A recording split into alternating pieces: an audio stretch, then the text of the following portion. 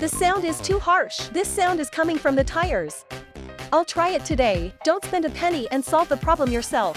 When this sound occurs, it means that the brake pads are worn too seriously. But look here. This brake pad is in normal condition. Let's remove the tire first, then find the reason. Okay, I finally found a reason. Come on. Look. There's something stuck inside. It seems like a stone. Let's dig it out. Wow, finally got it out. Hey guys, if the tire noise disappears after a while, be sure to give me a like. Start up. Put into gear. Go.